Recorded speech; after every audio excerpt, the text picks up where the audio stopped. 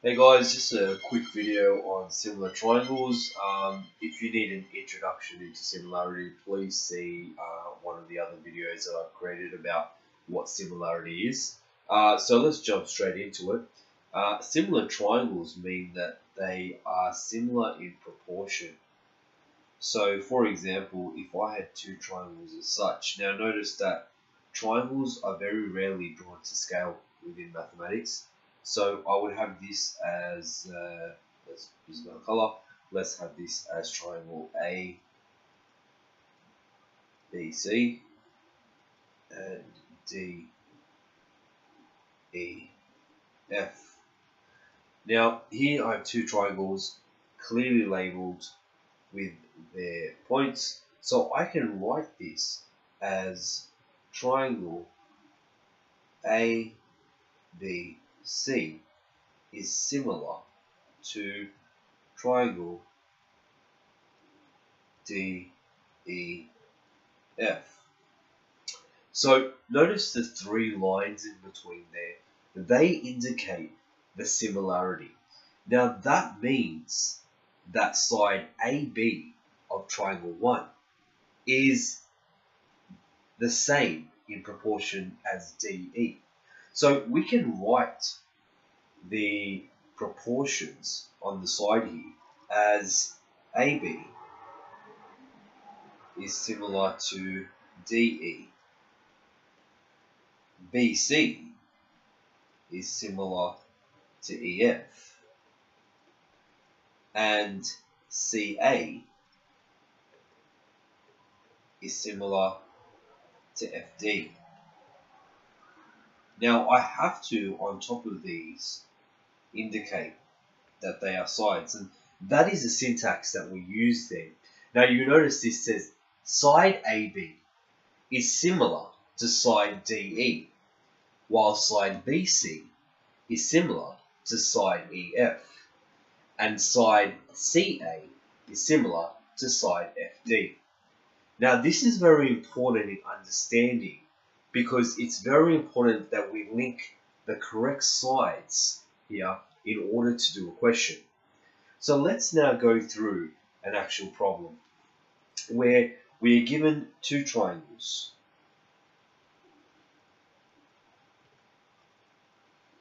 And let's label them as we did before: A, B, C, D, E, and F. Now these are the vertices or the points that we label. Now we can also label these and say that that angle there is the same as this angle here. And you can see that with the half arch. This angle here, B, is the same as that angle there. And we can keep this as the same. Now let's add some values in here.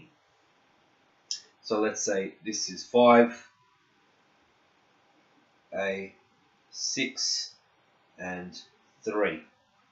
Now let's say that the question is given as such. So here I can see that's 6 and that's 3. I can see that that's 8 and that's B, and that's 5 and that's A. Now I need to use one of these proportions. So let's write down the proportional question here, where I write down that, use a small brush, that 5 over A equals 3 over 6, which equals B over 8. Now these three will be in proportion. They will be proportionate values. So I can use this 3 and 6 in the middle, because I have both those values, to find either that A or that B.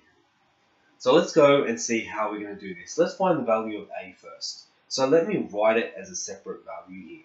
So let me write it as 5 over A equals 3 over 6. Now I'm only going to use two of those values because I already have 1, 2, 3 and one unknown.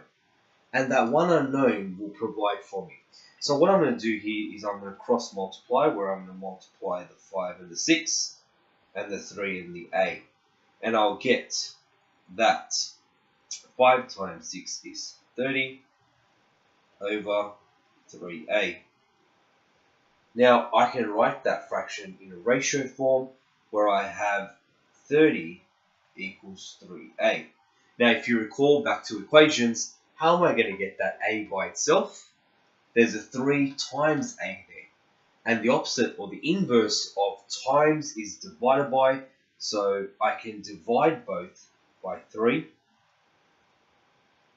And I'm left with a equals 10. So where did we get that 10 from exactly?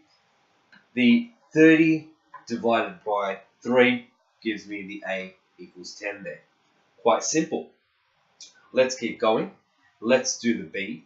Do the b on this side here, where I have 3 over 6 equals b over 8.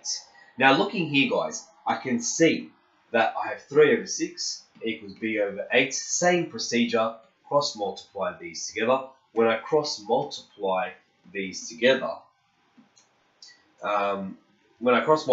together, I get 3 times 8 is 24, b times 6 is 6b. So I'm going to get 24 to 6b. Now you notice here, I've skipped this step here, I've just gone straight to the ratio.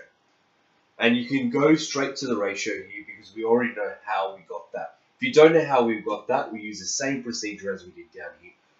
So just rewind a little bit back, follow the same procedure, and do it the same.